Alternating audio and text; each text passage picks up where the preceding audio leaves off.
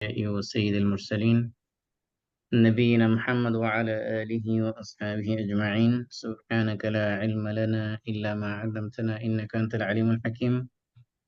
رب اشرح لي صدري ويسر لي أمري واحلل عقدة من لساني يفقهوا قولي. اللهم علمنا ما ينفعنا وانفعنا بما علمتنا وزدنا علما نافعا.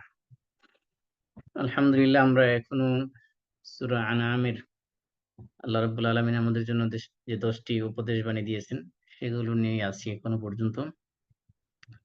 আজকে আমরা ইয়েতিমদের সম্পদের ব্যাপারে আল্লাহ রাব্বুল আলামিন যে বলেছেন, ওয়ালা তাকরাবু মালাল ইয়াতিমি ইল্লা বিল্লাতি হিয়া আহসান, এটার উপরে একটু ডিটেইলস আলোচনা করব ইনশাআল্লাহ। এখানে আমি বলেছিলাম যে আল্লাহ রাব্বুল আলামিন কিছু আদেশ করেছেন, কিছু নিষেধ করেছেন আয়াতের মধ্যে। তো আজকে যে নিষেধটা করেছেন সেটা হলো ইয়েতিমদের মালের কাছেও যেতে নিষেধ করেছেন।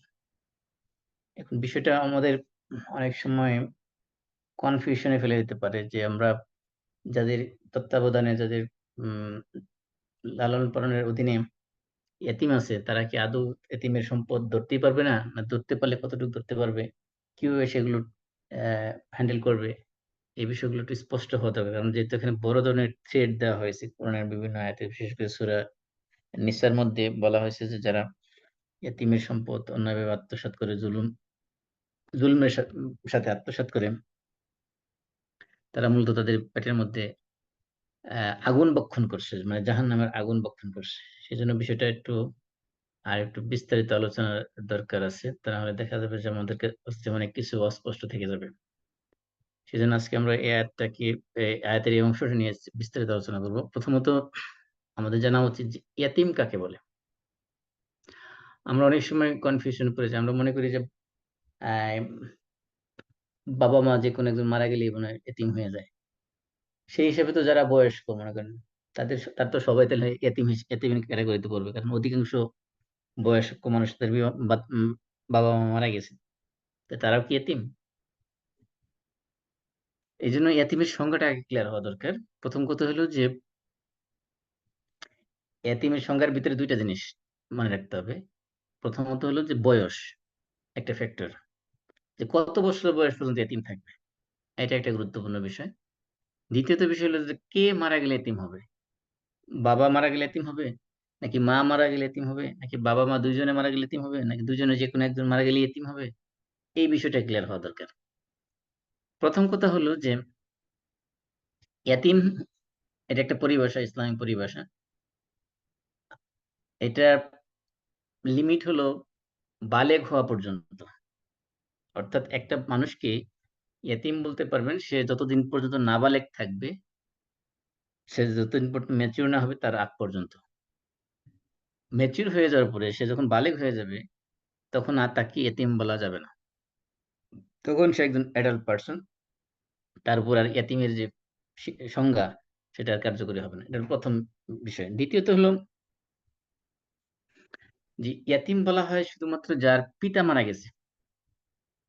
মা মারা গেলে তাকে শরীয়তের পরিভাষায় ইয়াতিম বলা হয় না। ইয়াতিম হলো শুধুমাত্র যার বাবা মারা গেছে, সেই হইলো এতিম। মা মারা গেলে মারা গেলে সে এতিম হয় না। এটা আরেকটা বিষয়, গুরুত্বপূর্ণ পয়েন্ট মনে রাখতে। তাহলে আমাদের দুইটা পয়েন্ট ক্লিয়ার থাকতে হবে। এক নম্বর হলো যে মানুষের ক্ষেত্রে ইয়াতিম হওয়ার জন্য শর্ত হলো তার পিতা মারা গেলে সে এতিম হবে। দুই নম্বর হলো এই ইয়াতিমের লিমিটটা হলো মাত্র আহ বালেগ হওয়ার এক পর্যন্ত। বালেগ হয়ে গেলে সে আর এতিম নাই, এতিমের সংখ্যার মধ্যে সে পড়বে না। এখন কথা হলো বালেগ হওয়ার এটা লিমিট কত, বা এটা শরীয়তে কোনো নির্ধারিত বয়স আছে কিনা। যদিও তো শরীয়তে, কোরআন এবং হাদিসে কোথাও স্পষ্ট কোনো বয়স উল্লেখ করা হয়নি। সেখানে বালেগ হওয়ার জন্য কিছু যেমন আয়াতে বলা হয়েছে যে হাত্তা ইয়াবলুগা আশুদ্দা। এই আশুদ্দার অর্থ বলা হয়েছে যে এখানে এই হুলম বা মানে নাইটমেয়ার হওয়া, তার স্বপ্নদোষ হওয়া, এটাকে ধরা হয়েছে বালেগ হওয়ার বয়স। আরেকটাকে বলা হয়েছে যে তার যদি ফিজিক্যাল বায়োলজিক্যাল চেঞ্জ যখন হবে, ফিজিক্যাল চেঞ্জ আসবে যখন তার শরীরের বিভিন্ন জায়গায় মোচ গজাবে, পশম গজাবে, শরীরের স্ট্রাকচারে পরিণত পরিবর্তন আসবে, সেটাও বালেগ হওয়ার একটা আলামত হিসেবে ধরা হয়েছে। অর্থাৎ মোট কথা হলো যে তবে অধিকাংশ ফুকাহায়ে কেরাম বলেছেন ১৫ বছর একটা স্ট্যান্ডার্ড বয়স ধরেছেন, যে ১৫ বছর পর্যন্ত একটা মানুষ, আ একটা বালক সে এতিম থাকতে পারে। ১৫ বছর পর থেকে আর এতিম ধরা হয় না। এটা আ একটা স্ট্যান্ডার্ড ধরা হয়েছে। অর্থাৎ ১৫ বছর পর্যন্ত বয়সের পরে যদি তার নাইটমেয়ার নাও হয়, স্বপ্নদোষ নাও হয়, সে তারপরেও তার যদি কোনো বায়োলজিক্যাল কোনো পরিবর্তন বা ফিজিক্যাল কোনো স্ট্রাকচার এর পরিবর্তন দেখা নাও দেয়, তারপরেও সে আর ইয়েতিম সংজ্ঞার ভিতরে থাকবে না। এজন্য ১৫ বছর বয়সটাকে কেউ একটা লিমিট ধরেছেন। তাহলে এখান থেকে আমরা ২ টা জিনিস ক্লিয়ার হলাম, যে মানুষের ক্ষেত্রে এতিমের সংজ্ঞা ক্ষেত্রে ২ টা জিনিস, ২ টা কন্ডিশন গুরুত্বপূর্ণ। আরেকটা জিনিস হলো যে আমাদের জানা দরকার যে পশুর ক্ষেত্রে এতিম কে? আল্লাহ হাদি হাদি পরিভাষায় বলা হচ্ছে যে ওয়াফিদ দাওয়াবি ফাকদুল পশুদের ক্ষেত্রে যদি কোনো পশুর মানে বাচ্চার তার মা মারা যায়, সেই ক্ষেত্রে সে এতিম হয়। তাহলে বোঝা গেছে মানুষের ক্ষেত্রে এতিম আর পশু-পাখির ক্ষেত্রে এতিমের সংজ্ঞা সম্পূর্ণ বিপরীত। মানুষের ক্ষেত্রে এতিম হলো শুধুমাত্র যার পিতা মারা গেছে, সেই এতিম। আর পিতা-মাতা ২ জন মারা গেলে তো বুঝেই যায় এটা এতিম, নিঃসন্দেহে এতিম। তো শর্ত যেহেতু পিতা মারা গেলেই সে এতিম হয়ে যাবে। তাহলে পিতা-মাতা ২ জন যদি মারা যায় তাহলে তো সে আরো বাবে আওলা, যেটা আমরা বলি আরকি, এতিম বুঝাই যায়। কিন্তু শুধুমাত্র মা মারা গেলে মানুষের ক্ষেত্রে তাকে ইসলামী শরীয়তের পরিভাষায় তাকে এতিম ধরা যায় না। আর পশুদের ক্ষেত্রে, পাখিদের ক্ষেত্রে, অন্যান্য জীবজন্তুর ক্ষেত্রে, মানুষ ছাড়া অন্য যত সৃষ্টিকুল আছে তাদের ক্ষেত্রে ইয়াতীম বলা হয় শুধুমাত্র মা মারা গেলে তাকে ইয়াতীম ধরা হয়। বাবা মারা গেলে সেক্ষেত্রে তাদের ইয়াতীম ধরা হয় না। এটা একটা সংজ্ঞার বিষয়ে ক্লিয়ার থাকা দরকার। এবার আসি আমরা যে আল্লাহ বলছেন, "ওয়ালা তাকরাবু মালাল ইয়াতীম ইল্লা বিল্লাতি হিয়া আহসান।" তোমরা ইয়াতীমের মালের সম্পদের ধারে কাছে আসবে না। তবে উত্তম পন্থা ব্যতীত, ইল্লা ব্যতীত, বিল্লাতি হিয়া আহসান, যা উত্তম তা ছাড়া অন্য কোন পন্থায় ইয়াতীমের মালের কাছেও আসবে না। এখন উত্তম পন্থা বলতে কি বোঝানো হয়েছে? এই নিয়ে মুফাসসিরদের মধ্যে ৪ ধরনের মতামত পাওয়া যায়। কেউ বলছে যে যে ইয়াতীমের যে গার্ডিয়ান থাকবে, অভিভাবক থাকবে, সে যদি গরিব হয়, তাহলে সে ইয়াতীমের সম্পদ থেকে ততটুক পরিমাণ সম্পদ সে ভোগ করতে পারবে যতটুকু তার মানে বেসিক নিড, প্রয়োজন। এর অতিরিক্ত যদি সে এতিমের সম্পদ থেকে ভরণ-পোষণের অ্যা বা বাবদ, চার্জ বাবদ সে সেখান থেকে ব্যয় করে, সেই ক্ষেত্রে সে অন্যায়ভাবে আত্মসাৎ করছে বলে ধরা হবে। ২ নম্বর হলো যে ইয়াতীমের মালের উত্তমভাবে ছাড়া এতিমের মালে আত্মসাৎ করতে, অ্যা মালের নিকটবর্তী হইতে নিষেধ করা হয়েছে, মানে হলো ইয়াতীমের মালের কাছে যাওয়া যাবে। একটাই উদ্দেশ্য, সেটা হলো শুধুমাত্র তিজারাতি ফিহি। তিজারা ফিহি মানে ব্যবসা-বাণিজ্য। অর্থাৎ এতিমের সম্পদ নিয়ে ব্যবসা-বাণিজ্য করে সেখান থেকে তার সম্পদকে আরো বাড়িয়ে দেওয়া, লাভবান করা। এই উদ্দেশ্যে তার সম্পদের কাছে যাওয়া যাবে। এটা হলো ২ নম্বর অর্থ। ৩ নম্বর অর্থ হলো যে এতিমের সম্পদকে দেখাশোনা করা, এটাকে সংরক্ষণ করা। যে এতিম সে সাবালক হওয়ার আগ পর্যন্ত তার সম্পদের দেখাশোনা করা, এটাকে হেফাজত করা, প্রোটেকশন দিয়ে রাখা। এই উদ্দেশ্যে সম্পদের কাছে যাওয়া যাবে। এটা হলো ৩ নম্বর ব্যাখ্যা। ৪ নম্বর ব্যাখ্যা হলো যে সম্পদ সংরক্ষণ এবং সেগুলোকে ইনভেস্টমেন্ট। যদিও এই ৪ টা বক্তব্যের মধ্যে প্রায় কিছু পয়েন্টের মধ্যে সিমিলারিটিস আছে। ৪ নম্বর বলা হয়েছে যে সম্পদ সংরক্ষণ এবং সেগুলো ইনভেস্ট করা। ওই ইনভেস্টমেন্ট আর ব্যবসা অনেকটা অলমোস্ট সেম। এজন্য আমরা বলতে পারি যে মোট কথা হলো যে ইয়াতীমের সম্পদের ধারে কাছে যাওয়া যাবে না। এই মানে এই নয় যে এই সম্পদ ধরাই যাবে না, ছোঁয়া যাবে না, এটাকে ফেলে রাখতে হবে, বিষয়টা এমন না। বরং এই সম্পদের তত্ত্বাবধান করতে হবে। কারণ আল্লাহ রাসূল হাদিসের মধ্যে নিষেধ করেছেন যে তোমরা ইয়াতীমের সম্পদকে এমনভাবে ফেলে রেখো না যাতে করে জাকাতটা খেয়ে ফেলে। জাকাত খেয়ে ফেলে মানে কি? এখানে আরেকটা গুরুত্বপূর্ণ বিষয় হলো এতিমের সম্পদের উপরও জাকাত আসবে যদি সে জাকাতের নিসাব পরিমাণ মালের মালিক হয়। জাকাতের নিসাব, এতিমের যদি কোন এতিম বালক বা বালিকা তার যদি এমন পরিমাণ সম্পদ তার পিতা রেখে যায়, যে সম্পদটা নিসাবের পরিমাণ হয়, জাকাত দেওয়ার নিসাব পরিমাণ হয়, তাহলে এতিমের মাল থেকেও জাকাত দিতে হবে। সে জাকাত দিবে কে? দিবে তার অভিভাবক। তার দেখাশোনা যে করে সে সেখান থেকে হিসাব করে জাকাত দিবে। এখন প্রশ্ন হলো যে এতিমের মাল যদি, সম্পদ যদি অভিভাবক সেগুলোকে ইনভেস্ট না করে কোন কাজে, শুধুমাত্র রেখে দিল, ফেলে রাখলো কোথাও, অথবা মনে করেন ব্যাংকে রেখে দিল। সেক্ষেত্রে তো প্রতি বছর জাকাত দিতে দিতে দিতে দিতে ইয়াতিম সে বড় হতে হতে, দেখো ফর এক্সাম্পল কারো যদি 3 বছর বয়সে বাবা মারা গেল, সে 15 বছর বয়সে সাবালক হলো, তাহলে তার 12 বছর সেখানে চলে যাবে। এই 12 বছর প্রতি বছর যদি জাকাত দিতে থাকে, তাহলে দেখা যাবে এই জাকাতই তার সম্পদ খেয়ে ফেলবে। মানে এই জন্য টাকাটাকে ইনভেস্ট করতে হবে এমন জায়গায়, হালাল ওয়েতে ইনভেস্ট করতে হবে যেখান থেকে এই সম্পদ থেকে কিছু বাড়বে। এটা প্রতি বছর শুধু কমবেই না। এটা একটা গুরুত্বপূর্ণ বিষয় যে ইয়াতিমের মাল দেখাশোনা যারা করবে। এখন আমাদের আরেকটা বিষয় জানা দরকার যে ইয়াতিমের প্রতি আল্লাহ রাব্বুল আলামিন ইহসান করতে বলেছেন। সেজন্য আমাদের এই ইহসান এর বিষয়টা কনসেপ্টটা আরেকটু ক্লিয়ার হওয়া দরকার। প্রথমত হলো যে ইয়াতিমের প্রতি ইহসান করা। ইয়াতিমের প্রতি আমরা যদিও ইহসানের শব্দের বাংলা অনুবাদ করে থাকি সদাচরণ করা বা সদ্ব্যবহার করা বা উত্তম আচরণ করা। কিন্তু ইহসান হলো এটা একটা কম্প্রিহেনসিভ ওয়ার্ড। এটার ভিতরে যেমন পিতামাতার সাথে আচরণের ক্ষেত্রে, ব্যবহারের ক্ষেত্রে আল্লাহ রাব্বুল আলামিন ওয়াবিল ওয়ালিদাইনি ইহসানা, পিতামাতার সাথে ইহসান করে বলা হয়েছে। এই ইহসানের অধিকাংশ বাংলা অনুবাদ দেখবেন সেখানে লেখা আছে যে সদ্ব্যবহার করো, সদাচরণ করো। কিন্তু ইহসান কিন্তু সদ্ব্যবহার এবং সদাচরণের উপরেই সীমাবদ্ধ নয়। এর চেয়ে অনেক ব্যাপক অর্থবোধক ইহসান শব্দটা। এজন্য ১ম এ বলে নিই যে এই ইয়াতীমের প্রতি ইহসান করা, এটা শুধুমাত্র যে আমাদের শরীয়তে মুহাম্মদ সাল্লাল্লাহু আলাইহি ওয়াসাল্লামের কাছে আল্লাহ রাব্বুল আলামিন বিধান দিয়েছেন বিষয়টা এমন না। অতীতে পৃথিবীতে আল্লাহ রাব্বুল আলামিন যত নবী রাসূল পাঠিয়েছেন যুগে, যুগে প্রত্যেক নবী রাসূলদের কাছ থেকে প্রত্যেক নবী রাসূলদের মাধ্যমে তার জাতির কাছে, তাদের উম্মতের কাছে এই মেসেজ আল্লাহ রাব্বুল আলামিন পৌঁছিয়েছেন ইয়াতীমদের প্রতি সদাচরণের ব্যাপারে এবং অঙ্গীকার নিয়েছেন। যেমন কোরআনের মধ্যে যদি দেখেন সূরা বাকারা ৮৩ নম্বর আয়াতে আল্লাহ রাব্বুল আলামিন বনী ইসরাইল থেকে অঙ্গীকার নিয়েছেন। বনী ইসরাইল হলো ইয়াকুব আলাইহিস সালামের বংশধর। এদেরকে বলা হয় বনী ইসরাইল। যাদেরকে আমরা বর্তমানে জুইশ এবং খ্রিস্টান বলে জানি বা আহলে কিতাব জানি। এরা সবাই বনী ইসরাইলের মধ্যে অধিকাংশ বনী ইসরাইলের মধ্যে পড়ে আরকি। ইয়াকুব আলাইহিস সালামের বংশ থেকে তারা আসছে মূলত। বনু ইসরাইল মানে হলো আ ইসরাইল শব্দের অর্থ হলো যে আল্লাহর বান্দা। মানে আল্লাহর বান্দা বলতে এখানে ইয়াকুব আলাইহিস সালাম কে বোঝানো হয়েছে। আর বানু মানে সন্তান। তো ইয়াকুব আলাইহিস সালামের সন্তান-সন্ততি যারা এদেরকে মূলত বলা হয় যে বনী ইসরাইল। যাই হোক, আল্লাহ তাআলা এই বনী ইসরাইল থেকে ওয়াদা নিয়েছেন, অঙ্গীকার নিয়েছেন। কি নিয়েছেন? আল্লাহ বলছেন, "ওয়াইয আখাযনা মিসাকা বনী ইসরাইল।" যখন আমি বনী ইসরাইলের কাছ থেকে প্রতিশ্রুতি নিয়েছিলাম সেই সময়ের কথা আপনি স্মরণ করুন। আল্লাহ রাসূলকে আল্লাহ বলতেছেন।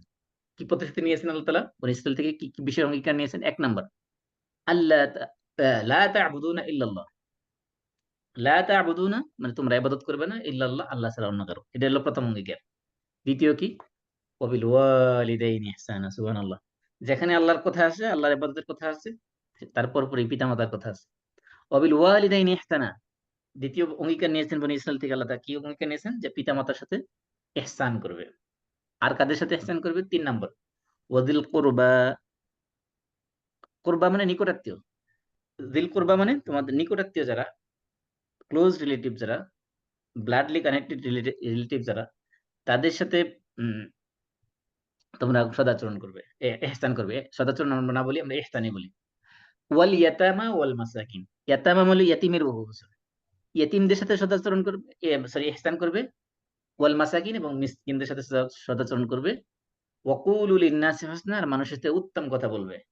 ওয়া আকিমুস সালাত, সালাত কায়েম করবে। ওয়া আতুজ যাকাত, যাকাত আদায় করবে। তাহলে এই কয়েকটা পয়েন্টের উপরে, কয়েক দফা কাজের উপরে আল্লাহ রাব্বুল আলামিন বনী ইসরাইলের কাছ থেকে অঙ্গীকার নিয়েছিলেন, প্রতিশ্রুতি নিয়েছিলেন। তাদেরকে এই যে প্রতিশ্রুতিগুলো নিয়েছেন বনী ইসরাইল থেকে, তার মধ্যে একটা কি ছিল? ওয়াবিল ওয়ালিদাইনি ইহসানা ওয়াযিল কুরবা ওয়াল ইয়াতামা ওয়াল মাসাকিন। এর ভিতরে ওয়াল ইয়াতামা মানে ইয়াতীমদের প্রতি ইহসান করার অঙ্গীকার আল্লাহ রাব্বুল আলামিন নিয়েছেন। এখন বিষয়টা হলো এইজন্য ইয়াতীমের প্রতি ইহসান করা, এটা শুধুমাত্র একটা নফল ইবাদত না। এটা আপনি আমাদের কারো অধীনে যদি ইয়াতীম থাকে, তার প্রতি যদি আপনি ইহসান করেন, সদাচরণ বা আমরা যেটাকে সদাচরণ বলি, যদিও আমি বলছি যে ইহসান শব্দের সদাচরণ অর্থ করলে এটা ন্যারো মিনিং হয়। এটার আসলে পারফেক্ট মিনিং আসে না। আমরা ইহসানকে ইহসানই বলব। তাহলে এতিমের প্রতি যদি কেউ ইহসান করে, এটা মূলত তার অনুগ্রহ করলো না সে এতিমের প্রতি, বরং এটা আল্লাহ রাব্বুল আলামিনের আদেশ।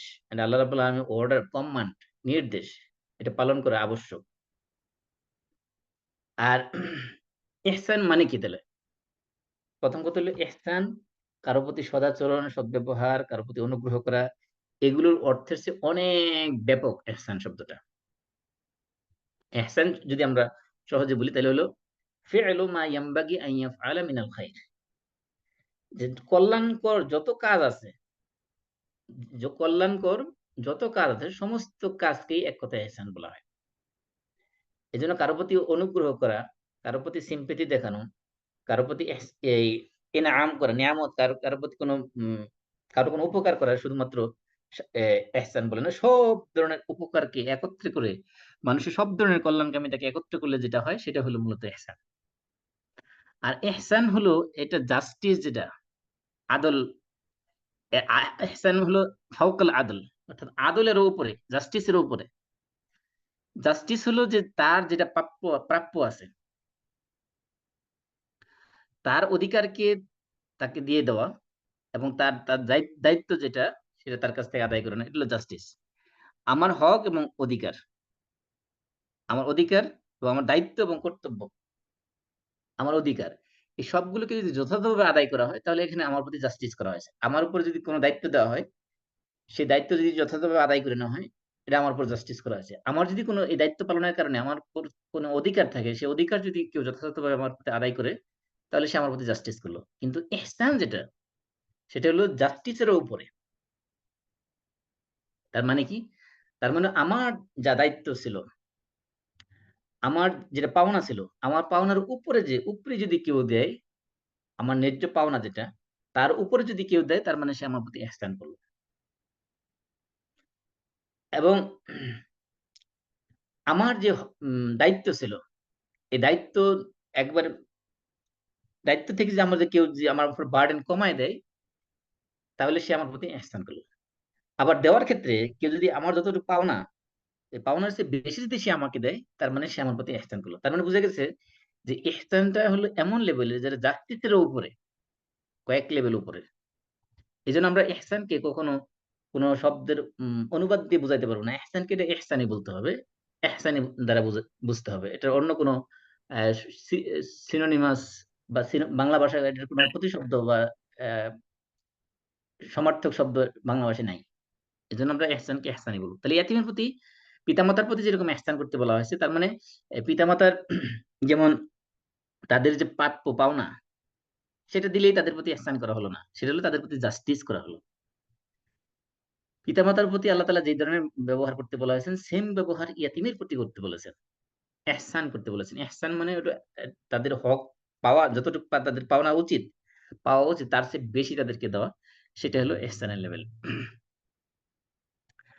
তারপরে আল্লাহ তাআলা ইবাদতের সাথে একাধিক আয়াতে আল্লাহ তাআলা ইয়াতীমদেরকে সম্পৃক্ত করেছেন এবং পিতামাতাকে সম্পৃক্ত করেছেন। যেমন আল্লাহ তাআলা বলছেন ওয়া আবুদুল্লাহ, অন্য আয়াতে বলছেন ওয়া আবুদুল্লাহ, তোমরা আল্লাহর ইবাদত করবে,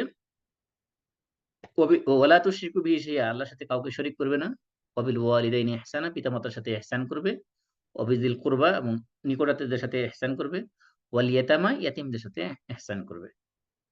এখানে দেখেন আল্লাহর তাওহীদের সাথে, আল্লাহর একত্ববাদের সাথে পিতামাতা এবং ইয়াতীমের প্রতি ইহসান করাটাকে আল্লাহ তাআলা জুড়ে দিয়েছেন, কানেক্টেড করে দিয়েছেন।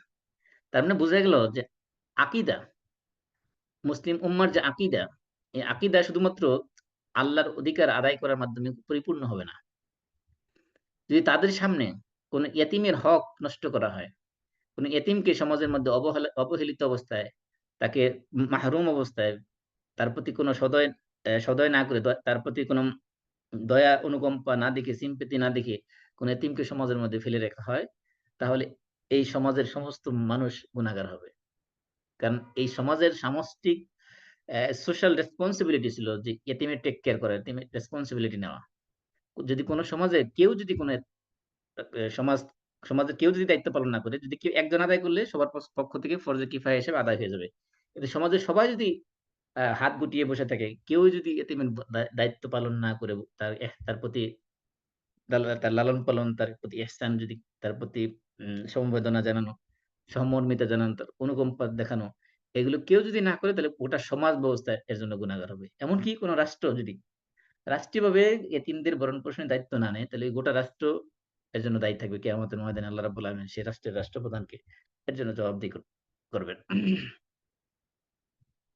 এজন্য ইয়াতিমের প্রতি জাস্টিস করা, যেটা আদল করা, এটা হলো ফরজ, এটা হলো ওয়াজিব।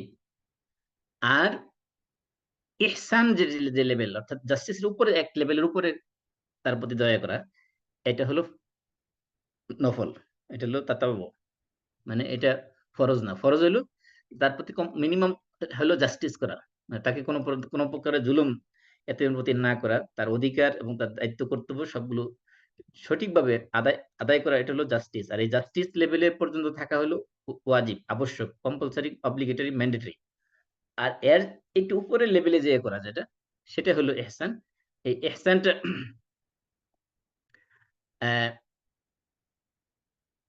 কারো কারো মতে এই আয়াতের মধ্যে এতিমের প্রতি ইহসান করাটাকে ওয়াজিব করে দেওয়া হয়েছে, এটা তাতাও না। মানে সাধারণত অন্য কাজের ক্ষেত্রে জাস্টিস করা হলো আবশ্যক, ইহসান যদি কেউ নাও করতে পারে তাহলে সে গুনাহগার হবে না। কিন্তু কারো কারো মতে এই আয়াতের মধ্যে এতিমের প্রতি ইহসান করাটাকে আল্লাহ তাআলা ওয়াজিব করে দিয়েছেন, আবশ্যক করে দিয়েছেন।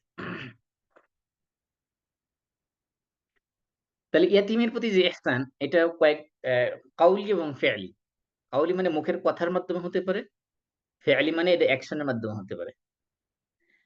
এই জন্য ইয়তিমের প্রতি ইহসানের ভিতরে এখন দুইটা জিনিস। একটা হলো যে ইহসানের মধ্যে ইহসানের অপোজিট যেটা, সেটাও এর ভিতরে ইনক্লুড। তার মানে কি? তার মানে হলো যে অসৎ আচরণ করা, খারাপ আচরণ করা, রূঢ় কর্কশ ব্যবহার করা, তাদেরকে মারধর করা, তাদেরকে গালিগালাজ করা, তাদেরকে, এই যে সূরা মাউনে বলা হয়েছে না, আরাআইতাল্লাযী ইউকাযযিবু বিদ্দীন ফাযালিকাল্লাযী ইয়াদউল ইয়াতীম। ইয়াদউল ইয়াতীম মানে ইয়াতীমকে গলা ধাক্কা দেয়। তাহলে ইয়াতীমকে গলা ধাক্কা দেয়, যে তাকে আল্লাহ তাআলা বলছেন ইউকাযযিবু বিদ্দীন, সে পরকালকে অস্বীকার করে, পরকালকে সে মিথ্যা প্রতিপন্ন করছে। তার মানে সে কাফের হয়ে গেছে, সে ঈমানদারি নেই।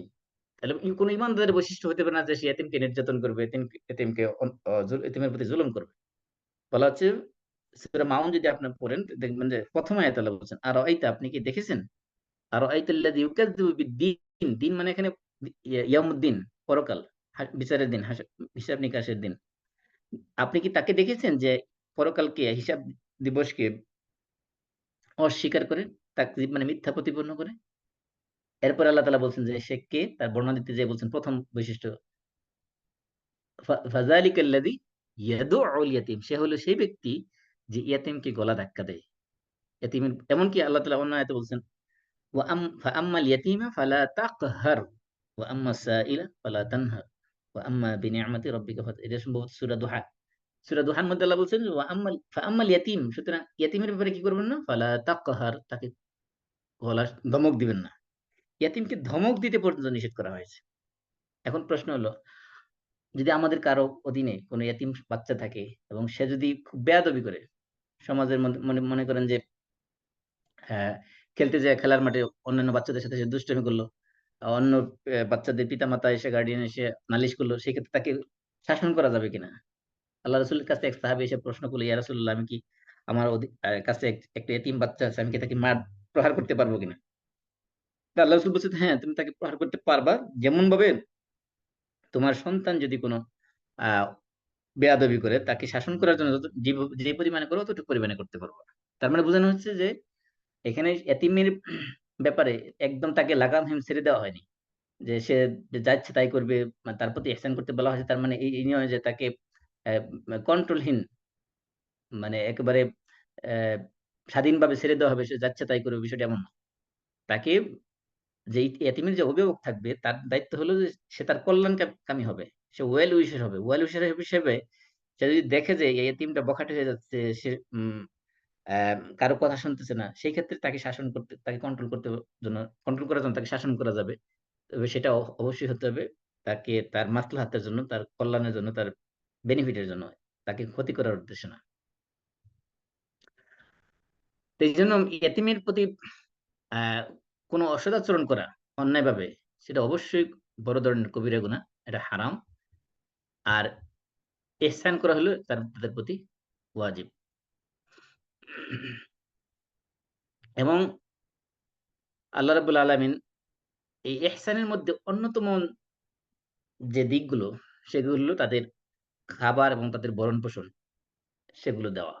এবং এই খাবার এবং ভরণ-পোষণ দেওয়া আল্লাহ রাব্বুল আলামিন আবরার, অর্থাৎ আল্লাহ তাআলার একেবারে নিকটবর্তী বান্দা, প্রিয় বান্দা যারা, তাদের আবরার বলা হয়। এই আবরারদের যে সিফাত আল্লাহ তাআলা কোরআনে উল্লেখ করেছেন, এর মধ্যে একটা বৈশিষ্ট্য আল্লাহ উল্লেখ করেছেন, ওয়ায়ুতইমুনা আত-তাআমা আলা হুব্বিহি মিসকিনাও ওয়া ইয়াতীমাও ওয়া আসীরা।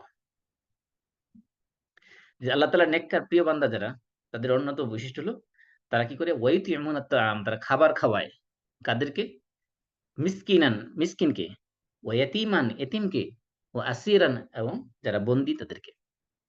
তাহলে এই বন্দীদেরকে খাদ্য খাওয়ানো, এতিমকে খাদ্য দেওয়া, মিসকিনকে খাদ্য দেওয়া, এগুলো হলো আল্লাহর আবরার তথা নেককার বান্দাদের বৈশিষ্ট্যের মধ্যে অন্যতম বৈশিষ্ট্য।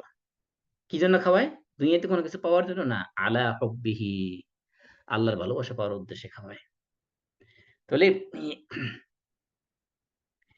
ইয়াতীমকে আল্লাহ রাব্বুল আলামিন অন্য আয়াতে বলছেন যে ফালাকতাহামাল আকাবা। সূরা বালাদের মধ্যে বলছেন ফালাকতাহামাল আকাবা। প্রতিবন্ধকতা এখনো দূর হয়নি। প্রতিবন্ধকতা কি? যে আল্লাহ রাব্বুল আলামিন বলছেন, ওমা আদরাকা মাল আকাবা। আপনি কি জানেন আকাবা কি? প্রতিবন্ধকতা কি?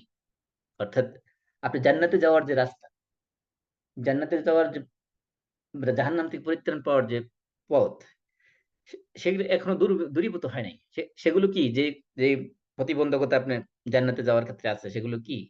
অথবা জাহান্নামের জন্য যে জাহান্নাম থেকে মুক্তি পাওয়ার জন্য যে করণীয় কাজগুলো, সেগুলো কি?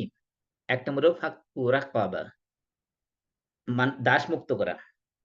২ নম্বর আও ইতআমুন ফি ইয়াওমিন যি মাসগাবা, এবং অভাবের দিনে মানুষকে খাদ্য খাওয়ানো। কাদেরকে? ইয়াতীমান যা মাকরাবা, নিকটাত্মীয় এতিমদেরকে। আও মিসকিনান যা মাত্রাবা, এবং একেবারে অসহায়, দরিদ্র, গরিব মিসকিনদেরকে। তাহলে এখানে বোঝানো হয়েছে যে এই এতিমকে খাদ্য দেওয়া, তাদের ভরণ-পোষণ দেওয়া, এটা আবরার অর্থাৎ আল্লাহর এক নেক নেক নেককার বান্দাদের অন্যতম বৈশিষ্ট্যের অন্তর্ভুক্ত। এমনকি আল্লাহ রাব্বুল আলামিন কোরআনের মধ্যে যে দান খয়রাত করার জন্য যে সকল খাত বর্ণনা করেছেন, তার মধ্যে অন্যতম খাত আল্লাহ তাআলা রেখেছেন ইয়াতীমদের ব্যাপারে। আল্লাহ রাব্বুল আলামিন কোরআনে বলতেছেন, সূরা বাকারা ২১৫ নম্বর আয়াতে বলছেন, ইয়াসআলুনাকা মাযা ইনফিকুন। হে রাসূল, তারা আপনাকে কোন, কোন জিনিস ব্যয় করবে, কোন খাতে ব্যয় করবে, এ ব্যাপারে তারা প্রশ্ন করে। মাযা মানে কি? এখানে দেখেন প্রশ্ন কিভাবে করছে আর আল্লাহ তাআলা উত্তর কি দিয়েছেন। মানে সাহাবায়ে কেরাম আল্লাহ রাসূলের কাছে এসে প্রশ্ন করেছেন যে আমরা কি জিনিস দান করব? এখন আল্লাহ তাআলা উত্তর দিচ্ছেন কিভাবে দেখেন।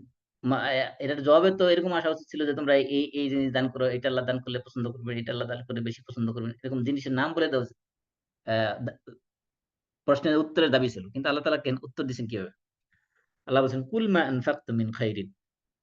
তোমরা ভালো কল্যাণকর যা কিছু তোমরা দান করো, সেগুলো কাদের জন্য দান করবে, সে ব্যক্তিগুলোর নাম উল্লেখ করে দিয়েছেন।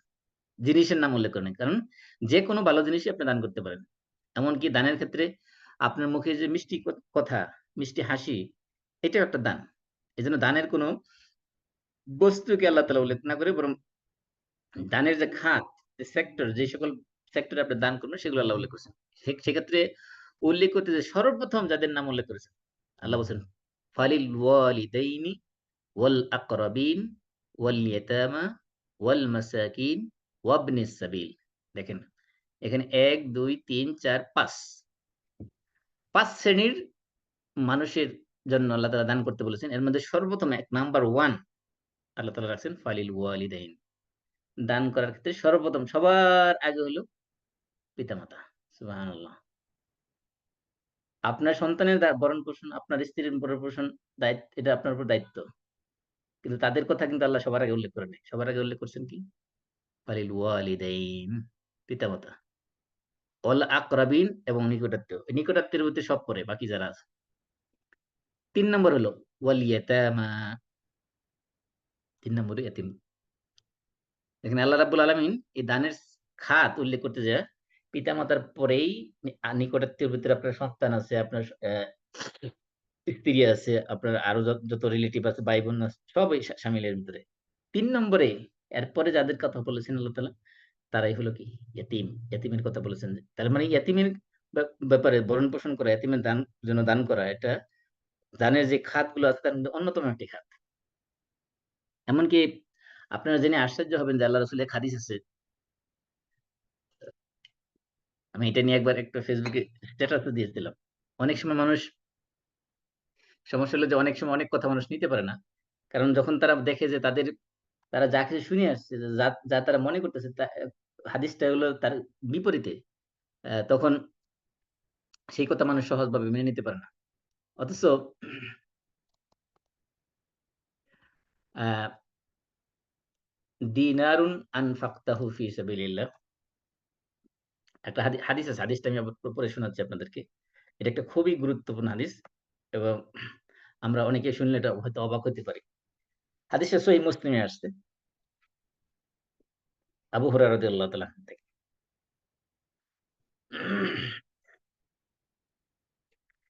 আল্লাহ রাসূল বলছেন দিনারুন, খেয়াল করেন, দিনার মানে স্বর্ণ মুদ্রা।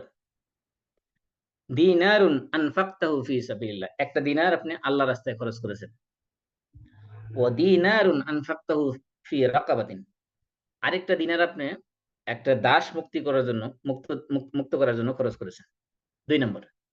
৩ নম্বর, ওয়া দিনারুন তাসাদ্দাকতা বিহি আলা মিসকিন, আপনি আরেকটা দিনার এক মিসকিনের জন্য খরচ করেছেন। ওয়া দিনারুন আনফাকতাহু আলা আহলিক, আরেকটা দিনার আপনি নিজের পরিবারের জন্য খরচ করেছেন। এখানে দেখেন ৪ টা দিনার ৪ টা ক্ষেত্রে দান করা হয়েছে। এর মধ্যে বেস্ট কোনটা? আপনি যদি সাধারণ মানুষকে, একজন মুসলমানকে প্রশ্ন করেন যে একটা দিনার আপনি আল্লাহর রাস্তায় দান করেছেন, একটা দিনার আপনি একটা গোলাম আজাদ করা, দাস মুক্ত করার জন্য খরচ করেছেন, আরেকটা দিনার, ৩ নম্বর দিনার আপনি একটা মিসকিনকে দান করেছেন, আরেকটা দিনার আপনি পরিবারের জন্য খরচ করেছেন। এর মধ্যে এই ৪ টা দিনারের মধ্যে সবচেয়ে বেস্ট দিনার কোনটা? সুবহানাল্লাহ। আল্লাহ রাসূল কি বলছেন দেখেন, আ'যামুহা আজরান, এই যে আপনি ৪ টা দিনার খরচ করলেন, এর মধ্যে সবচেয়ে বেশি সওয়াব আপনি যেটা থেকে পাবেন সেটা হলো কোনটা? আল্লাযী আনফাকতাহু আলা আহলিক, আপনি আহলের জন্য, আপনার পরিবার-পরিজনের জন্য যে দিনারটা খরচ করেছেন, সেটার আপনি সবচেয়ে বেশি সওয়াব পাবেন। এজন্য আমরা অনেক সময় হয় কি যে আমরা মনে করি যে শুধু মসজিদ, মাদ্রাসা, রাস্তাঘাট, এইসব জায়গায় এতিম মিসকিন, ফকির মিসকিন এগুলো দান করলে মনে হয় সওয়াব। পিতামাতা, পরিবার-পরিজন, সন্তান-সন্ততি এদের জন্য খরচ করলে মনে হয় সওয়াব নাই। আমরা মনে করি এগুলো তো আমাদের কাজ, এগুলো তো সওয়াবের কাজ না। ওই হাদিসটা আপনি যদি ভালো করে বুঝেন, তাহলে বুঝবেন যে আপনার পরিবারের জন্য যে খরচ করতেছেন তার মধ্যে আপনি শুধুমাত্র সওয়াব না, বরং আল্লাহ রাসূল গ্যারান্টি দিয়েছেন ওটার মধ্যে যে সবচেয়ে বেশি সওয়াব হলো এই ৪ টা দিনের মধ্যে সবচেয়ে বেশি সওয়াব হলো সেই দিনারটা, যে দিনারটা আপনার পরিবারের জন্য খরচ করেছেন। এজন্য আপনার এটা কেন বললাম? কারণ এখানে আল্লাহ তাআলা এই যে ইনফাকের যে সেক্টর গুলো উল্লেখ করেছেন, এর মধ্যে ২য় সেক্টরে আসছে আপনার নিকটাত্মীয়, ৩য় সেক্টরে আসছে আপনার পরিবার, সরি, এতিমের কথাটা আসছে। এজন্য এতিমদের গুরুত্বটা হলো এমন লেভেলের, আপনি চিন্তা করেন নিজের পিতামাতা, নিজের নিকটাত্মীয়, এরপরেই ইসলামী সমাজে আল্লাহ রাব্বুল আলামিনের কাছে গুরুত্বের দিক থেকে সবচেয়ে বেশি গুরুত্বপূর্ণ হলো এতিম। এমনকি মিসকিন এবং মুসাফির, এদের উপরে আল্লাহ তাআলা এতিমদেরকে স্থান দিয়েছেন। এমনকি সূরা বাকারার মধ্যে, এই আগে তো বললাম ২১৫ নম্বর আয়াত। সূরা বাকারার ১৭৭ নম্বর আয়াতে আল্লাহ রাব্বুল আলামিন যে সকল সওয়াবের কাজের লিস্ট দিয়েছেন সেখানে। ওই লিস্টের মধ্যে যে সম্পদের যে দানের কথা বলেছেন, এর মধ্যে আছে ওয়া আতাল মালা আলা হুব্বিহি, যে আল্লাহর ভালোবাসায় তারা দান করে, মাল দান করে, সম্পদ দান করে। কাদেরকে? যাবিল কুরবা, নিকটাত্মীয়দেরকে। এইখানে দেখেন, নিকটাত্মীয় সবার আগে আসছে। ওয়াল ইয়াতামা, এখন আবার নিকটাত্মীয়ের ভিতরে এখানে কিন্তু পিতামাতা চলে আসছে। হ্যাঁ? কিন্তু আগের ওই আয়াতের মধ্যে পিতামাতাকে স্পেশাল হাইলাইট করার জন্য আলাদা করে বলা হয়েছে। তারপর ১ম হলো যাউল কুরবা, নিকটাত্মীয়, ওয়াল ইয়াতামা ২ নম্বর হলো ইয়াতিম, ওয়াল মাসাকিন ৩ নম্বর মিসকিন, ওয়াবনাস সাবিল ৪ নম্বর হলো মুসাফির, ওয়াসাইলিন ৫ নম্বর হলো যারা ভিক্ষা করে। তারপরে ওয়াফির রিকাব, এবং দাসমুক্ত করার জন্য। এইখানে দেখেন যে এই ২ সূরা বাকারা ১৭৭ নম্বর আয়াতে এইখানেও যে দানের সেক্টর গুলো উল্লেখ করা হয়েছে, সেখানেও 2nd ক্যাটেগরিতে রাখা হয়েছে, অথবা আপনার আগের আয়াত অনুযায়ী যদি আমরা ধরি 3rd ক্যাটেগরিতে, এখানে 2nd ক্যাটেগরিতে রাখা হয়েছে ইয়াতীমদের জন্য দান করাটাকে। সরি, যাদের সাউন্ড আসতেছে আপনি একটু মিউট করে তারপরে কথা বলেন। আ তারপরে আসি আমরা, আল্লাহ রাব্বুল আলামিন বলছেন যে সূরা বাকারার ২২০ নম্বর আয়াতে বলেছেন যে আপনাকে ওয়াসআলুনাকা আনিল ইয়াতামা, হে রাসূল আপনাকে ইয়েতিম সম্পর্কে প্রশ্ন করে। যে এতিমদের যখন ব্যাপারে যখন বলা হয়েছে যে এতিমদের সম্পদের ধারে কাছেও যাবে না। কারণ হলো যারা এতিমের মাল অন্যায়ভাবে আত্মসাৎ করে তারা মূলত তাদের পেটের মধ্যে জাহান্নামের আগুন ভক্ষণ করতেছে। এরকম থ্রেট যখন দেওয়া হয়েছে, ভয়াবহ গুনার কথা যখন বলা হয়েছে, তখন সাহাবায়ে কেরাম ভয় ভয় পেয়ে গেলেন। কারণ অধিকাংশ অনেকের বাড়িতেই এতিম আছে। তখন তারা তাদের এতিমকে নিয়ে কি করবে? তারা দিশেহারা হয়ে গেছে। এই অবস্থায় আল্লাহ তাআলা বলছেন, কুল ইসলাহুল লাহুম খাইর। তাদের মধ্যে ইসলাহ করা, তাদের মধ্যে সংশোধন করে দাও। এটা কল্যাণকর। ওয়া ইন তুখালিতুহুম, তাদেরকে যদি তোমাদের পরিবারের সাথে মিশিয়ে নাও, মিশ্রণ করে নাও, মানে তাদেরকে পরিবারে অন্তর্ভুক্ত করে নাও, ফা ইখওয়ানিকুম, তাহলে তারা তো তোমার ভাই, তোমাদেরই ভাই। তবে কি? ওয়াল্লাহু ইয়ালামুল মুফসিদা মিনাল মুসলিহ। তবে তোমাদের মধ্যে কে কল্যাণকামী এতিমের, আর কে করাপ্টেড, কে ফাসাদ সৃষ্টিকারী, কে এতিমের অকল্যাণকারী, এগুলো আল্লাহ তাআলা খুব ভালো জানেন। সেজন্য তোমরা এতিমকে যখন তোমাদের পরিবারভুক্ত করে নিবে, একসাথে মনে করেন যে এমন যদি হয় যে এক এক ইয়াতীম আছে আপনার ঘরে। এখন এই ইয়াতীমের জন্য তো আপনি আলাদা করে তার সম্পদ থেকে আলাদা করে রান্না-বাড়া করা এটা একটা কষ্টকর কাজ।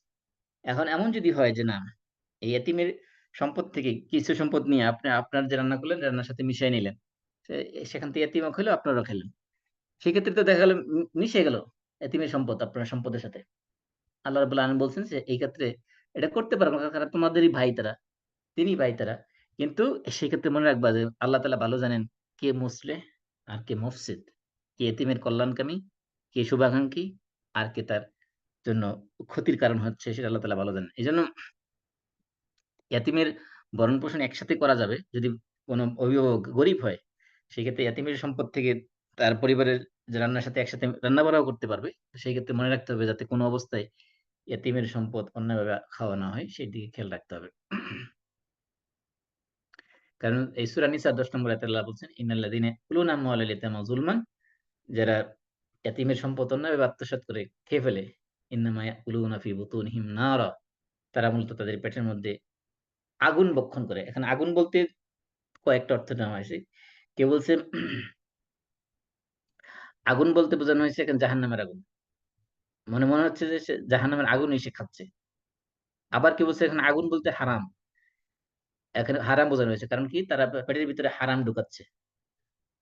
আ আবার কেউ বলছে যে এখানে আগুন বলতে মূলত এই এতিমের সম্পদ খাওয়াটাকে জাহান্নামের আগুনে পোড়ার কারণ হিসেবে বর্ণনা করা হয়েছে। অর্থাৎ সে এতিমের সম্পদ খাওয়ার কারণেই সে জাহান্নামের আগুনে জ্বলবে, এটা বোঝানো হয়েছে।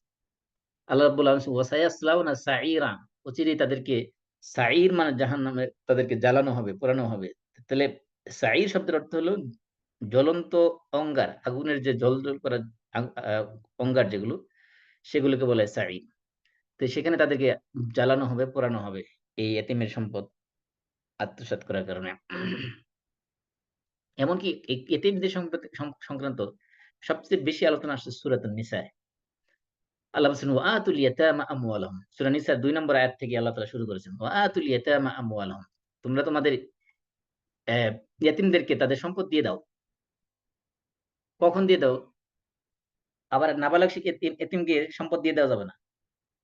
হুম? কারণ আল্লাহ তাআলা বলছেন যে তাদেরকে ওয়াবতালুল ইয়াতামা, এতিমদেরকে তোমরা যাচাই-বাছাই করো। তাদের বয়স হয়েছে কিনা, বালেগ হয়েছে কিনা, বুদ্ধি-শুদ্ধি হয়েছে কিনা, দিলে এই সম্পদ সে রক্ষা করতে পারবে কিনা। এমনকি কোন এতিম যদি বালেগও হয়ে যায়, কিন্তু সে যদি নির্বোধ হয়, নির্বোধ হয় মানে কি? মনে করেন সে টাকার গুরুত্বই বুঝে না। সম্পদের গুরুত্বই বুঝে না। অর্থাৎ জায়গা জমির সে গুরুত্বই বুঝে না। কেউ যদি বলে তোমার এই জমিটা আমারে দিয়ে দাও, তোমারে ৫ প্যাকেট ১০ প্যাকেট বিস্কিট আর ১০ প্যাকেট চকোলেট কিনে দেব। সে চিন্তা করবে, ওরে ১০ প্যাকেট বিস্কুট, ১০ প্যাকেট চকোলেট, তো অনেক কিছু। তার কাছে ওইটাই সবচেয়ে অনেক বড় কিছু। এখন যদি সে যদি মনে করে যে না আমি এইটা দিয়ে জমি একজনের লিখে দিলাম। তাহলে এই ধরনের কিছু হাবলা-গোবলা আছে সমাজের মধ্যে, নির্বোধ, যে বয়স বাড়লেও তাদের বুদ্ধি শুদ্ধি হয় না। তাদেরকেও সম্পদ দেওয়া যাবে না। এজন্য আল্লাহ তাআলা কোরআনের আয়াতের মধ্যে স্পষ্ট বলে দিয়েছেন, সামনে আসতেছে আলোচনা, যে তাদেরকে ইবতিলা করো, তাদেরকে পরীক্ষা-নিরীক্ষা করো। তাদের সম্পদ বুঝে নেওয়ার মতো তাদের বুদ্ধি শুদ্ধি হয়েছে কিনা, তাদের জ্ঞান, তাদের প্রজ্ঞা, বুদ্ধি সেই লেভেলে আসছে কিনা। বয়স বাড়লেই তো শুধু বুদ্ধি বাড়ে না। আহ, কারণ হলো এই যে আল্লাহ তাআলা এতিমদের সম্পর্কে এত লম্বা আলোচনা করেছেন, কারণটা কি? কারণ হলো জাহিলি যুগে অধিকাংশ মানুষই কি করতো, যাদের এতিম ছিল, যাদের আন্ডার এতিম ছিল, তারা এতিমের সম্পদের লোভ তারা কখনো ছাড়তে পারতো না। সেজন্য অনেকে কি করতো, অনেকে বিয়ে করে নিত, যাতে করে তার এই এতিমের সম্পদ অন্য কোথাও না যায়। বিয়ে করতো এই সম্পদের লোভে শুধুমাত্র, যে বিয়ে করে তাকে স্ত্রী হিসেবে যে মর্যাদা দেওয়া, সেই মর্যাদাটা সেখানে তাকে দিত না। বিয়ে করছে শুধুমাত্র তার সম্পদটাকে আত্মসাৎ করার জন্য, তার যাতে সম্পদটা অন্য কেউ নিয়ে না যায়। এই জন্য অন্য কোথাও বিয়ে দিত না, কারণ অন্য কেউ কোথাও বিয়ে দিলে সেই স্বামী তার কি হিসেবে এই এতিমের সম্পদের আহ, আহ, মালিক হয়ে যেতে পারে, নিয়ে যেতে পারে সে তার সম্পদগুলো। অথবা অনেক সময় দেখা যেত যে নিজের সন্তানের জন্য, ছেলের জন্য বিয়ের ব্যবস্থা করে দিত। কিন্তু অধিকাংশ সময় দেখা যেত ওই এতিমদেরকে স্ত্রীর মর্যাদা দেওয়া হতো না, তাদেরকে লাঞ্ছিত অপমানিত করা হতো সমাজে, মানে তাদের স্ত্রীর মর্যাদা না দিয়ে বরং দাস জাতির মতো তাদের সাথে আচরণ করা হতো, তাদেরকে জুলুম নির্যাতন করা হতো। এই জন্য মূলত ইসলামে ইয়েতিমদের ব্যাপারে অত্যন্ত ডিটেলস আলোচনা আসছে। এবং এই যে সূরা নিসার মধ্যে যে বিয়ে সংক্রান্ত যে আলোচনা, যে দুইটা দুইটা বিয়ে করো, তিনটা করে বিয়ে করো, চারটা করে বিয়ে করো, এগুলো কিন্তু ইয়েতিমদের আলোচনার ব্যাপারে আসছে। এটা কিন্তু ইন জেনারেল বিধান না ইসলামের। যে ইসলামের এই জন্য অনেক সময় প্রাসঙ্গিক প্রসঙ্গ বলে রাখি যে অনেক সময় মানুষ মনে করে যে বহুগামিতা এটা মনে হয় আসল, আর এই পলিগামি বা মনোগামী এর ভিতরে অনেক সময় যারা একটা বিয়ে করে সন্তুষ্ট তারা মনে করে যে একটা বিয়ে করে আসল, একাধিক বিয়ে করা হলো এটা মনে হয় অপশনাল। আর যারা একাধিক বিয়ে করে অভ্যস্ত তারা মনে করে যে না, একাধিক বিয়ে করে আসল, একটা বিয়ে করে হলো অপশনাল। বিষয়টা এমন না। এখানে আপনি যদি এই একাধিক বিয়ের বিধানটা যেটা আসছে সূরা বাকারা নিসার মধ্যে, সেখানে যদি খেয়াল করেন তাহলে দেখবেন যে ওই একাধিক বিয়ের বিধানগুলো সবগুলো বলো আল্লাহ আল্লাহ তাআলা আলোচনা করছেন ইয়েতিমদের ব্যাপারে। যে ইয়েতিমদের আল্লাহ বলছেন ওয়া ইন খিফতুম আল্লা তুকসিতু ফিল ইয়াতামা, যদি তোমরা ইয়েতিমদের ব্যাপারে জাস্টিস করতে না পারো, জাস্টিস না করার ব্যাপারে আশঙ্কা করো, যে তাদের প্রতি তোমরা জাস্টিস করতে পারবে না, যে তুমি তোমাদের তত্ত্বাবধানে থাকলে তাদের সম্পদের প্রতি তুমি এবং তাদের সাথে আচরণ করার ক্ষেত্রে জাস্টিস করতে পারবে না, তাহলে তো তাদের কি করে নাও, ফান কি হো, তাদেরকে বিয়ে করে নাও। মা তোয়া বালাকুম, যাদেরকে তোমাদের পছন্দ হয়। মাস না দুজন, দুই দুই দুই, ও সুলাসা তিন তিন, ও রুবা চার চার, মানে এই যে দুইজন তিনজন চারজন বিয়ে করে নিতে বলা হয়েছে, এটা মূলত এই এতিমদের ক্ষেত্রেই বলা হয়েছে।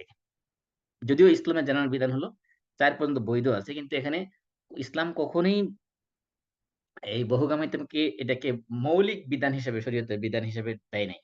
এটাকে রাখা হয়েছে যে একটা অপশনাল বিধান হিসেবে, যে কখনো যদি প্রয়োজন মনে করে কেউ, হ্যাঁ, সে প্রয়োজনের সময় যাতে সে এটাকে এই অবৈধ পথে না, যে বৈধ পন্থায় তার এই জৈবিক ফিজিক্যাল নিড এটাকে সে মিট করতে পারে, সেই জন্য ইসলাম এই বিধানটা রেখেছে। এই জন্য আপনি এই আয়াত যদি খেয়াল করেন, সূরা নিসার প্রথম পৃষ্ঠাতেই, যেখানে দুইজন তিনজন চারজন করে বিয়ে করতে বলা হয়েছে, সেখানে কিন্তু ইন জেনারেল বলা হয়নি, এটা শুধুমাত্র এই এতিমদের ক্ষেত্রে কিন্তু মূলত আলোচনার ক্ষেত্রে এটা আসছে। কারণ মানুষ জাহিলি সমাজের মানুষ তাদের সম্পদের প্রতি বেশি লোভ থাকার কারণে, ডিজিয়ার থাকার কারণে তারা সেটা করত।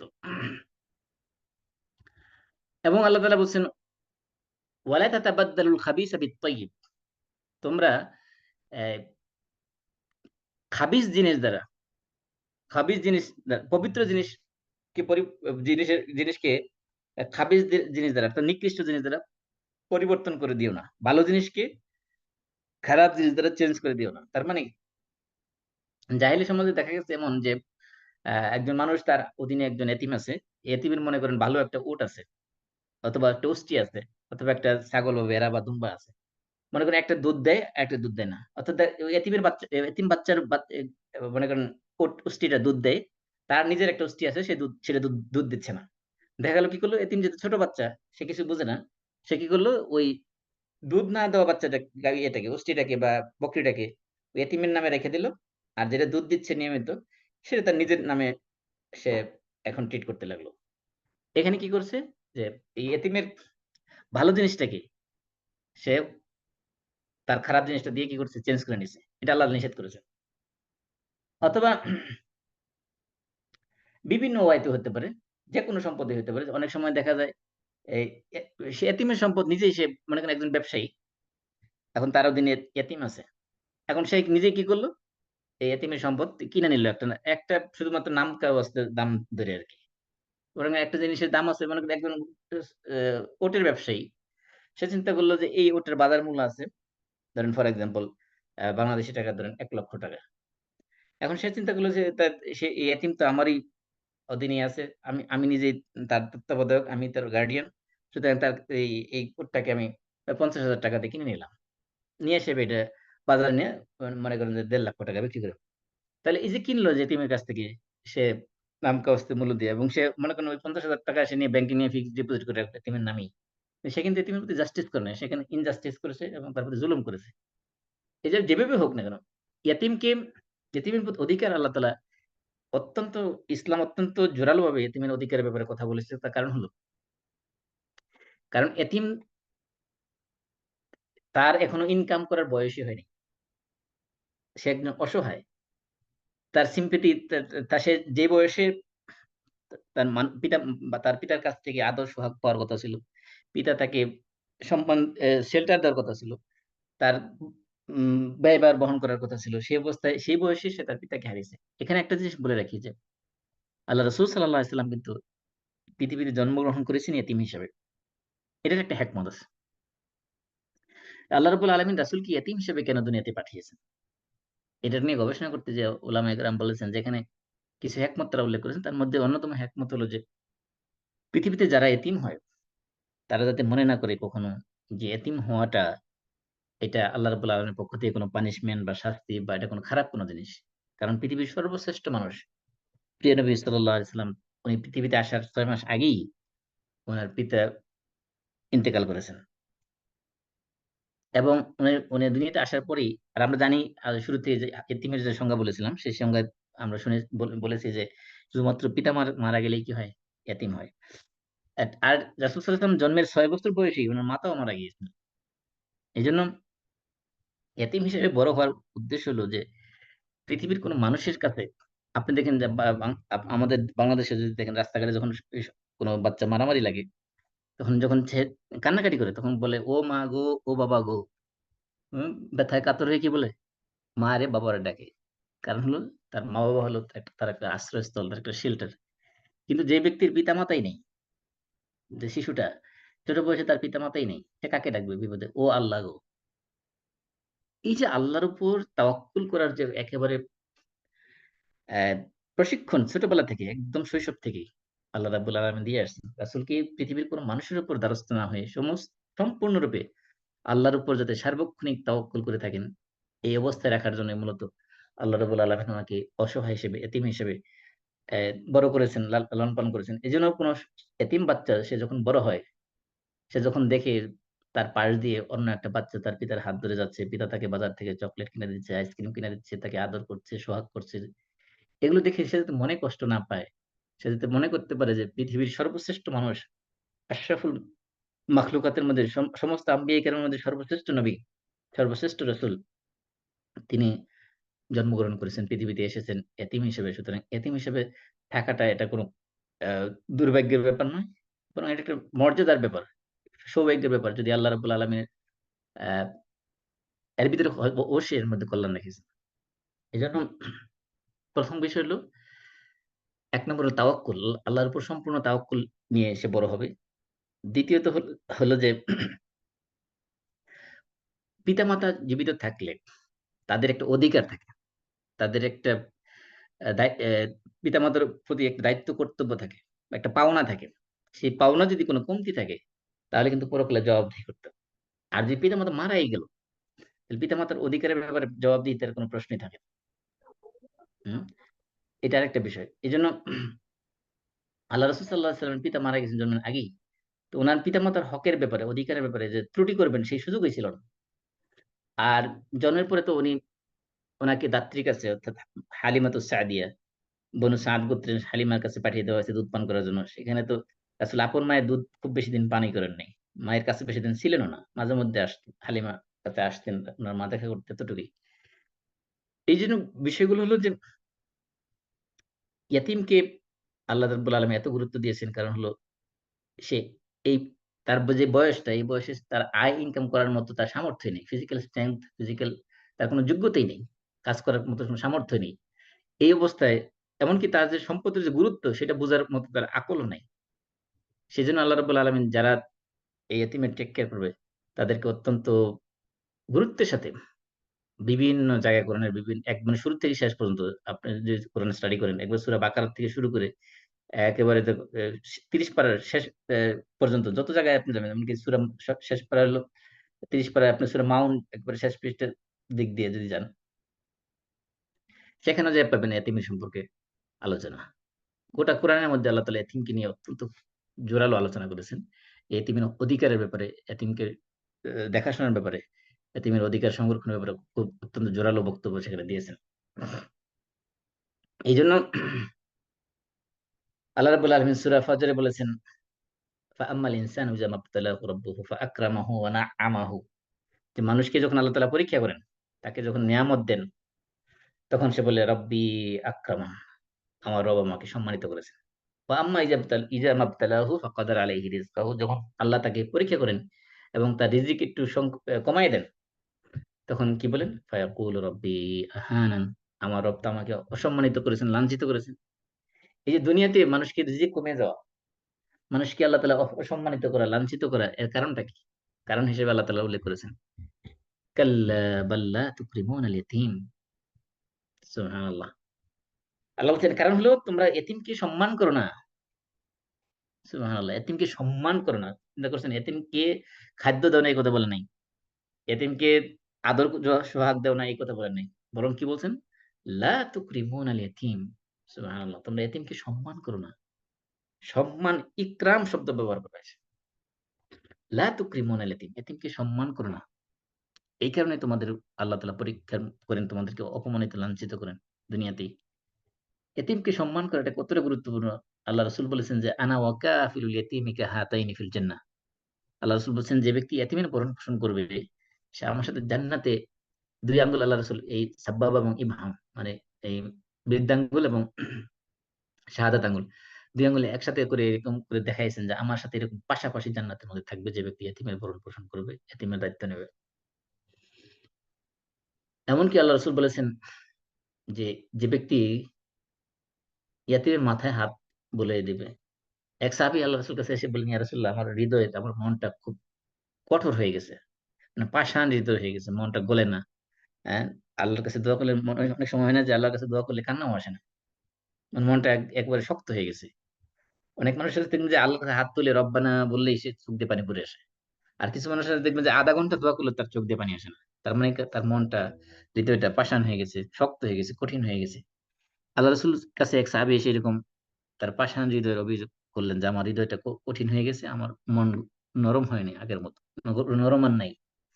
তখন আল্লাহ রাসূল বলছেন, তুমি যদি তোমার মনকে নরম করতে চাও, তাহলে ইয়াতীমের মাথায় হাত বোলাও। এতিমকে একটু আদর দাও, একটু সোহাগ দাও। তাহলে আল্লাহ রাব্বুল আলামিন তার বিনিময়ে কি করবেন? তোমার অন্তরকে নরম করে দিবেন, কোমল করে দিবেন। যেটা বলতেছিলাম যে আল্লাহ রাব্বুল আলামিন বলছেন যে এই এতিমকে অসম্মান করার কারণে, এতিমকে সম্মান না দেওয়ার কারণে আল্লাহ রাব্বুল আলামিন মানুষকে অসম্মানিত করেন, লাঞ্ছিত, অপমানিত দুনিয়াতে করেন। এখানে এ আ ইকরাম না করার মানে হলো কয়েকটা বলা হয়েছে। ১ নম্বর হলো তার প্রতি সদাচরণ না করা। সচেতন না করে তাকে ছেড়ে দেওয়া। এটা একটা কারণ। ২ নম্বর হলো যে এতিমের যে অধিকার, সম্পদের ক্ষেত্রে বিশেষ করে ধরেন যে আ আপন ভাই যখন মারা যায়, তখন দেখা যায় তার বড় ভাই আ তার ভাতিজাকে, ভাতিজা তখন এতিম বা ছোট ভাই মারা গেল। এখন দেখা যায় বড় ভাই কি করে এই ভাতিজাকে কিভাবে ঠকানো যায়। ভালো জমিটা নিজে নিয়া ছোট জমিটা ভাতিজার নামে দিয়ে দিল। অথবা কোনো বিল্ডিং এর ফ্ল্যাট থাকলে ভালো ফ্ল্যাটটা, দামি ফ্ল্যাটটা সে নিল। কম দামি ফ্ল্যাটটা ভাতিজারে দিল। এই যে এভাবে তাকে ঠকানো, এতিমকে ঠকানো। এটা হলো তাকে সম্মান না করার অন্তর্ভুক্ত। তার মালকে অন্যভাবে আত্মসাৎ করা, এটাও তাকে সম্মান না করার অন্তর্ভুক্ত। অথবা তার কাছ থেকে কোনো কিছু নিয়ে নেওয়া, এটাও তাকে অসম্মান না করার মধ্যে শামিল। তো যেকোনোভাবেই তার অধিকারকে খর্ব করা, তার ন্যায্য পাওনাকে যথাযথভাবে আদায় না করা, এগুলো সব ইয়াতীমকে অসম্মান করার শামিল। আর ইয়াতীমের মালের সোর্স কি?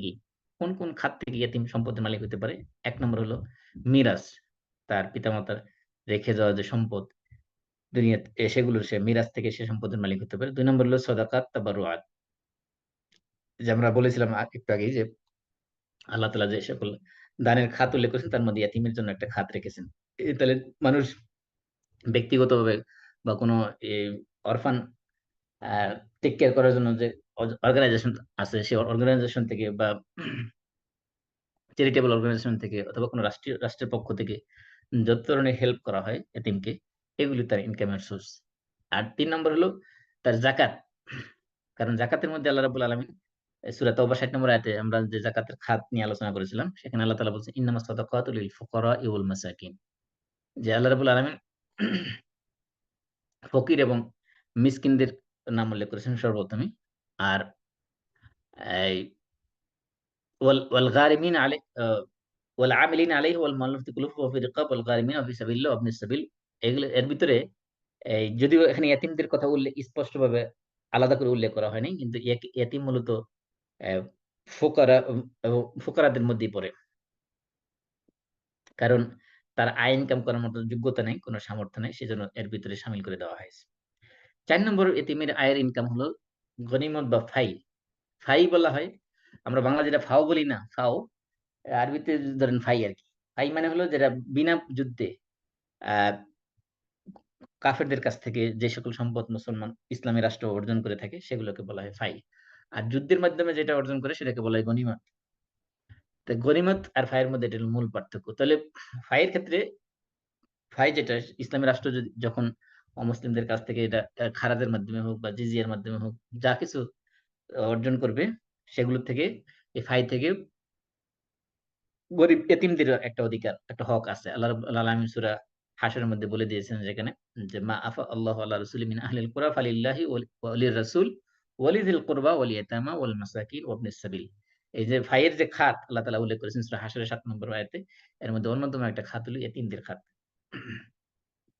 আর গনিমত যেটা অর্থাৎ যুদ্ধলব্ধ সম্পদ, যেটা যুদ্ধ করার মাধ্যমে অমুসলিমদের কাছ থেকে যেগুলো অর্জন করা হয় সেগুলো হলো গনিমত।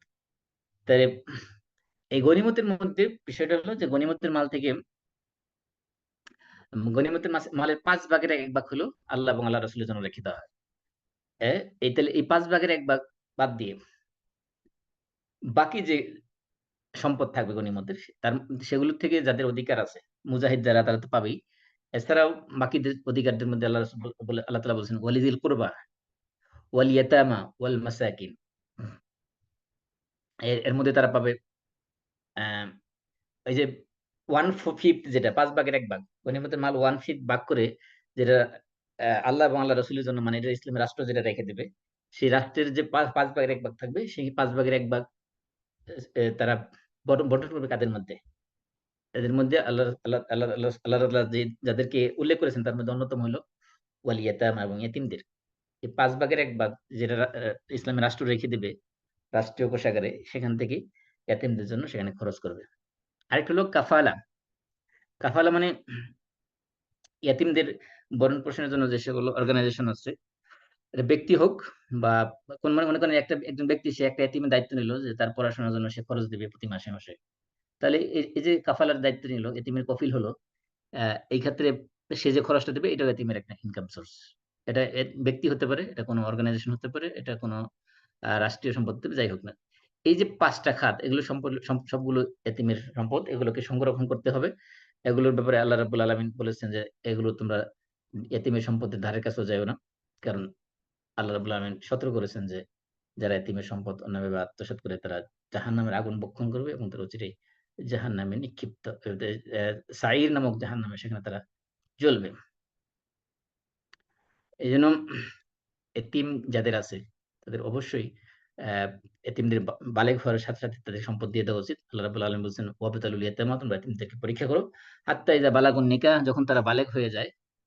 ফাইন আনাস্তুম মিনহুম রুশদা, তাদেরকে যদি তোমরা এ এ বুদ্ধিমান মনে করো। রুশদ মানে হলো, যদিও বলা হচ্ছে বালেগ হওয়া, কিন্তু এখানে পরিপক্ক জ্ঞানবান বোঝানো হয়েছে আরকি, যে তাদের যদি বুদ্ধি-শুদ্ধি হয়েছে এরকম যদি বোঝা যায়। যদি নির্বুদ্ধের মতো হয় তাহলে তো তাদেরকে সম্পদ দেওয়া যাবে না। তো তাদেরকে যদি তোমার রুশদ যদি বুঝতে পারো তার ভিতরে এ জ্ঞান বুদ্ধি আসছে, ফাদফাউ ইলাইহিম আমওয়ালাহুম, সেক্ষেত্রে তাদেরকে তাদের সম্পদ বুঝিয়ে দাও।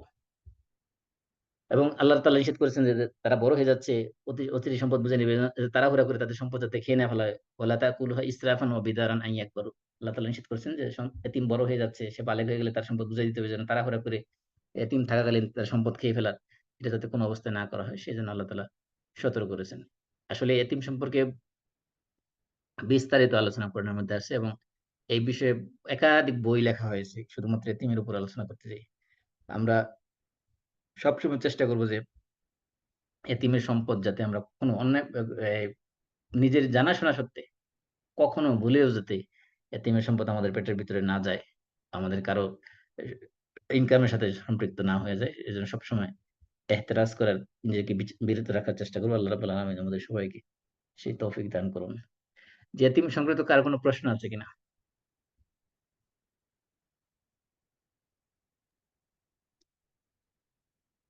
প্রশ্ন নাই?